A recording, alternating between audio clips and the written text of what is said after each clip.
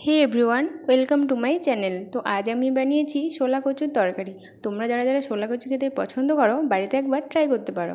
তো প্রথমে আমি এখানে শোলা কচুটাকে কেটে ভালো করে ধুয়ে নিয়েছি। এরপর শোলা কচুতে যা যা দেবো উপকরণ তা সব রেডি করে নিয়েছি। এবার কড়াইয়ে তেল দিয়ে তেলটা গরম হয়ে আমি শুটকি মাছগুলোকে ভেজে নেব। শুটকি মাছগুলো ভাজা হয়ে গেলে শুটকি মাছগুলোকে নামিয়ে নেব। এরপর ফোড়নে দেবো কাঁচামরিচ, রসুন আর কালো জিরে।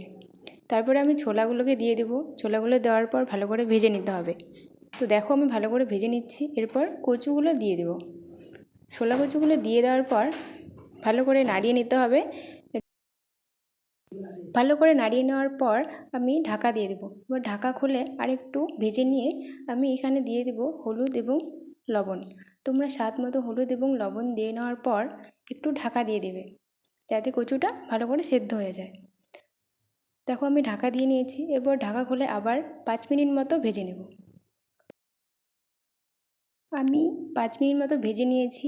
ভেজে নেওয়ার পর এখানে অর্ধেক গ্লাস জল দিয়ে দেব, যাতে কচুটা আরও ভালো করে সেদ্ধ হয়ে যায়। যেহেতু ভাজার সময় কচুটা ভালো করে সেদ্ধ হয়ে গিয়েছে, তাই বেশি জল দিব না। এরপর শুটকি মাছগুলোকে দিয়ে একটু নাড়িয়ে নেব। যতক্ষণে জলটা ফুটছে ততক্ষণ নাড়িয়ে নেব। তো দেখো জলটা ফুটে এসেছে এবং আমি তরকারিটা নামিয়ে নিচ্ছি। তরকারিটা আমার তৈরি হয়ে গেছে। তোমাদের যদি ভিডিওটি ভালো লেগে থাকে তো প্লিজ একটি লাইক করে দিও এবং আমার চ্যানেলটিকে সাবস্ক্রাইব